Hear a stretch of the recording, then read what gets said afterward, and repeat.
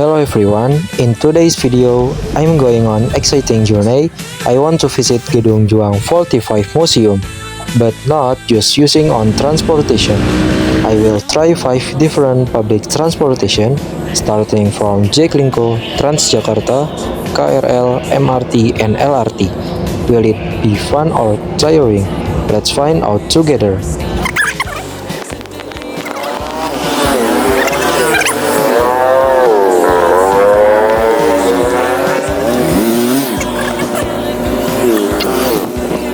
Okay guys, the first transportation is Jaklingko. Jaklingko is a small public minibus that is usually used for short distance trips. It can reach small streets that cannot be accessed by bigger vehicles. It's also affordable and already integrates with other transportation systems, so it makes traveling easier. Next, I'm using Transjakarta. Transjakarta is a bus rapid transit system in Jakarta. It has its own lane, so it can avoid traffic jam. It is known for being fast, cheap, and having many routes across the city. One of its characteristics is the special bus stop called halte. Yang Pak, di sini saya Iqbal Maulana, berperkenalan. Nah, jadi di sini saya ingin mewawancari Bapak sebentar terkait fun fact atau hal menarik terkait alat transportasi yaitu Transjakarta. Nah, kebetulan saya juga sedang menuju Museum Gedung Juang 45, Pak, yang merupakan salah satu alat transportasinya saya menggunakan Transjakarta. Nah, nggak usah lama-lama lagi, saya mau ngasih tahu hal menarik apa aja terkait alat transportasi Transjakarta ini yang mungkin Bapak belum tahu atau banyak orang lain yang belum tahu lah tentang hal ini. Nah, yang pertama ini Transjakarta ini termasuk sistem bus rapid transit pertama di Asia Tenggara. Jadi transportasi ini tuh cukup bersejarah, Pak. Dan nama lain Transjakarta ini kan sebelumnya busway kan. Nah, terus fun fact yang kedua, jalurnya itu khusus dan memang keunggulannya utama. Jadi dia itu punya jalur tersendiri yang emang khusus lah, dia lurus terus dan nggak ada transportasi lain yang bisa masuk. Dan kemudian ada beberapa bus yang ramah lingkungan, bahkan ada yang menggunakan tenaga listrik. Kayak sekarang juga kan, kayak bus Transjakarta ini. Jadi transportasi ini juga terus berkembang supaya makin nyaman dan sesuai sama masyarakat. Makanya Transjakarta ini disegani dan juga menjadi alat transportasi yang umum buat masyarakat tumpangi kan. Nah, jadi itu salah satu fun fact yang saya tahu. Mungkin Bapak juga bisa tahu lah tentang fun fact atau hal menarik dari yang saya jelaskan dari Transjakarta ini. Dan terima kasih, Pak. Mungkin sekian. Bapak ada. Pak, terima kasih juga atas waktunya saya dikasih waktu. Nah, untuk fun fact-nya saya benar-benar salut lah sama TJ ya, Transjakarta. Semuanya serba elektrik sekarang. Dah itu aja. Ya.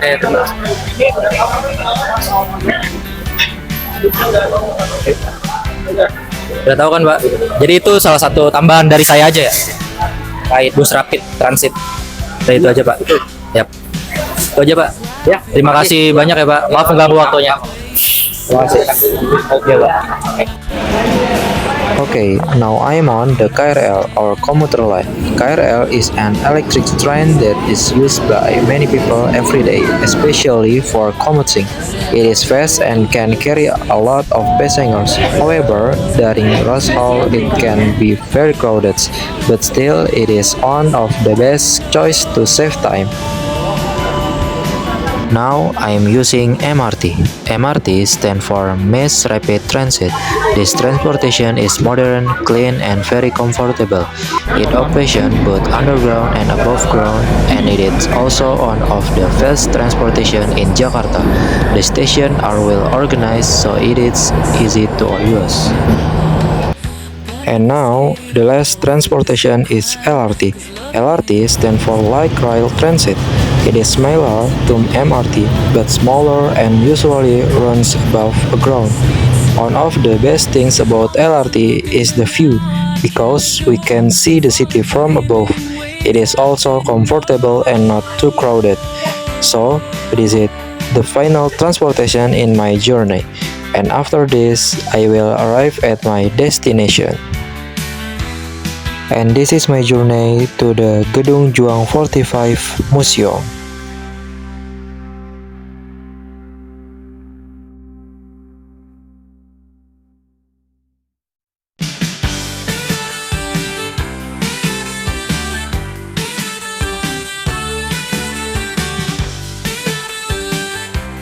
Halo teman-teman, jadi sekarang kita sudah sampai di lokasi museumnya guys. Jadi museumnya itu adalah Museum Juang 45, di mana museum ini tuh terletak di Jalan Menteng Raya nomor 31, tepatnya di Jakarta Pusat. Nah, kalian kira-kira tahu nggak kenapa Museum Juang 45 ini memiliki nilai sejarah yang sangat penting dalam menuju kemerdekaan? Nah, kalau kalian penasaran, saksikan videonya sampai habis. Pak, ini untuk bayarnya Pak, 3 orang Pak ya.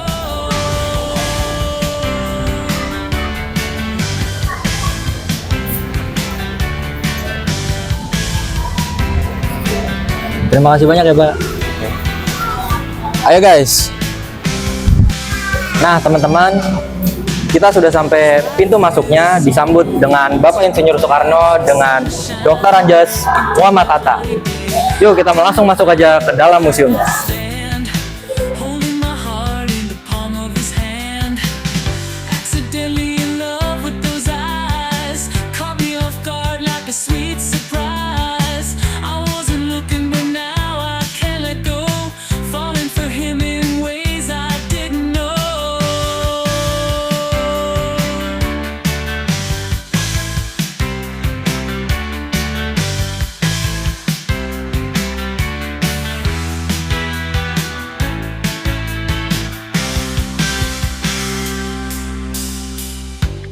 Twist of fate, I never saw a happiness of breaking every law.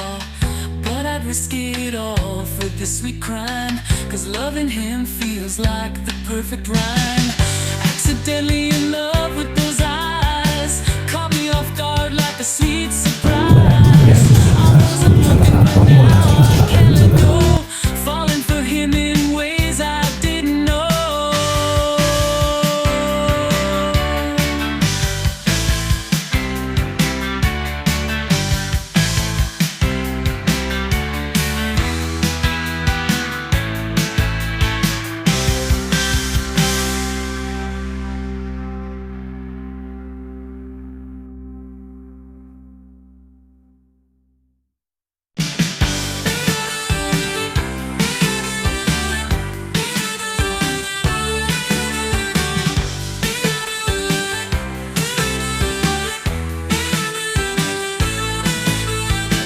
Oke teman-teman, jadi sekarang kita sudah bersama dengan Bapak siapa di sini?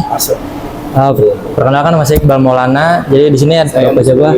Oke, selamat siang Pak. Jadi di sini saya minta waktunya sebentar buat membantu Bapak untuk menjelaskan apa aja yang ada dalam museum ini, terutama sejarah awal dibentuknya museum ini.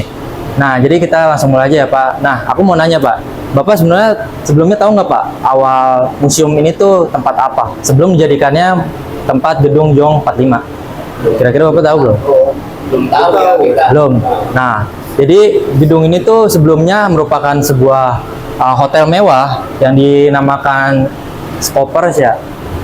Yang dimana dibentuk pada tahun 1920 sampai dengan 1938. Nah, dibuatnya itu oleh kependudukan Jepang yang kemudian dialihfungsikan menjadi tempat pendidikan politik yang digunakan pada orang-orang pemuda Menteng 31. Nah, yang kemudian tempat ini tuh sudah menjadi Gedung Juang 45 yang diresmikan oleh Bapak Soeharto pada tahun 1974. Nah, ini salah satu relief wajah-wajah, 13 wajah-wajah tokoh pemuda pada masa menuju perjuangan kemerdekaan bangsa Indonesia. Nah, salah satunya ini ada Insinyur Soekarno dan Dr. Muhammad Hatta. Ini sudah termasuk golongan muda dan golongan tua dalam menyusun menuju kemerdekaan Indonesia. Nah, lebih menarik lagi kita langsung lanjut aja ya Pak ke rute berikutnya. Nah Pak, jadi ini ada kursi milik Bung Hatta yang biasanya tempat untuk dia tuh duduk santai lah ya sambil membaca buku, karena beliau ini kan suka gemar membaca buku, yang dijuluki juga yaitu sebagai pandai membaca dan gemar menulis ya Pak, dalam menyusun teks proklamasi. Nah, di sini juga ada lencana-lencana atau pangkat-pangkat tanda kehormatan sebagai dokter kepribadian Bung Karno. Terus di sini juga ada buku saksi sejarah. Di sini juga ada ini cerutu ya Pak. Ya ada cerutu. Terus di sini ada pena lah ya, dan juga palu hakim. Nah di situ juga ada mejanya. Jadi mejanya secara terpisah. Mejanya yang digunakan oleh Bung Hatta secara terpisah di sini.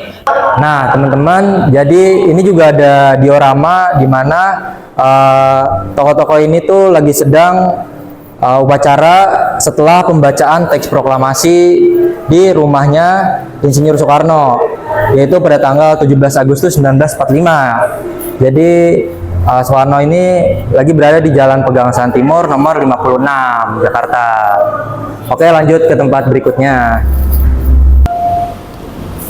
Nah, jadi di sini ada bendera TRIP. TRIP itu merupakan Tentara Republik Indonesia Pelajar. Jadi TRIP ini Pak itu merupakan suatu pejuang, di mana pejuang itu pejuang sukarelawan ya Pak, di mana dia itu merupakan seorang pelajar ataupun mahasiswa ya yang ikut berjuang untuk mempertahankan kemerdekaan Indonesia. Nah, ini salah satu koleksi-koleksinya yang ada dimuseumkan. Di sini ada tempat minum yang digunakan untuk kepada Tentara Republik Indonesia Pelajar. Kemudian ada baret. Nah, ini untuk senjatanya ada bambu runcing, dan yang lebih uniknya itu di sini ada rantai sebagai alat perang yang lebih sederhana digunakan oleh TRIP, dikarenakan mereka ini lebih tepatnya keterbatasan terhadap senjata ya. Jadi mereka menggunakan senjata yang ada, tetapi mereka ini tidak patah semangat dalam memperjuangkan kemerdekaan Indonesia. Di sini juga ada pakaian TRIP yang udah baret-baret, udah bolong-bolong yang sudah dimuseumkan. Nah, lanjut Nah Pak, jadi ini tuh merupakan kapal perang Amerika Serikat atau USS Renfield. Nah ini berupa miniatur aja. Nah ini merupakan kapal di mana sebagai suatu tempat yang dimana dia tuh untuk menengahi antara perjanjian Renfield yang pas itu tuh perangnya itu antara Belanda dan juga Indonesia. Nah jadi kapal ini berperan banget untuk menengahi kedua peperangan negara tersebut. Jadi lanjut ini dah ada banyak gambar-gambar propaganda Jepang untuk mempengaruhi Indonesia. Nah banyak sekali gambar-gambarnya, ya poster ya lebih tepatnya. Nah jadi salah satunya itu Jepang mempengaruhi Indonesia itu dengan gerakan 3A, yaitu sebagai cahaya Asia, pelindung Asia, dan juga pemimpin Asia. Nah untuk mempengaruhi Indonesia dia menggunakan poster-poster ini untuk disebarkannya. Nah lanjut. Apa ini Pak? Nah Pak, nah jadi ini bendera yang dibuat oleh negara Jepang dengan motifnya itu agak unik ya Pak, karena tengahnya itu ada bulan dan juga bintang dengan motif ada garis-garis hijau. Ini motif dari Jepangnya mungkin ya Pak. Jadi ini adalah bulan sabit dan juga bintang. Ini dikarenakan mereka itu ngebuat bendera ini, mereka itu sadar kalau bangsa Indonesia itu mayoritas agamanya Muslim. Jadi mereka ngebuat motif, setengahnya motif dari negara Jepang dan tengahnya dia terinspirasi dari mayoritas penduduk Indonesia itu beragama Muslim. Nah lanjut, jadi Jepang itu pas saat perang itu dia ngebuat mata uang Rp10 ya guys. Jadi mata uang ini diterbitkan oleh pemerintah kolonial Jepang senilai Rp10. Di sini juga ada kain bagor. Jadi kain bagor ini merupakan kain yang digunakan oleh masyarakat kalangan kelas bawah. Nah, kain bagor buat kalian yang nggak tahu itu nama lainnya adalah karung goni ya, Pak. Karung goni itu merupakan suatu karung yang pada saat dulu itu digunakan sebagai pakaian. Terus di sini ada seragam tentara peta atau pembela tanah air. Nah, lanjut di sini ada samurai bunto. Ini sebagai replikanya. Jadi tiga samurai ini tuh merupakan bentuk seserahan negara Jepang sebagai tanda menyerah kepada pihak sekutu. Nah, ini ada sebuah gambar di mana ini ada pengeboman negara Jepang, tepatnya di negara Nagasaki dan Hiroshima yang dibom oleh negara Amerika.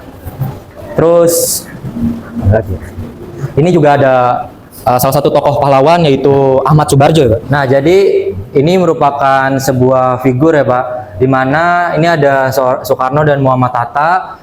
Dia itu diculik ke Rengas Dengklok dan dibawa untuk apa nih?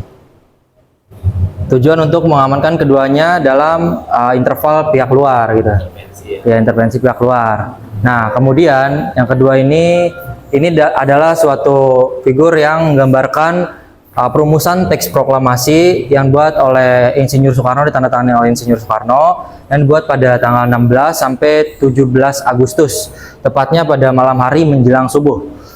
Jadi kayak gini lah gambar perumusannya. Terus selanjutnya ada ini adalah foto di mana Bung Karno sedang berpidato di atas podium lapangan Ikada, yang dimana yaitu memperingati 1 bulan kemerdekaan Republik Indonesia. Jadi dia memberitahu kepada seluruh masyarakat bahwa Indonesia itu sudah merdeka. Tuh, Pak. Dah, lanjut. Oke, jadi yang terakhir ini di sini kita dapat melihat ada tandu. Jadi ini milik Jenderal Sudirman.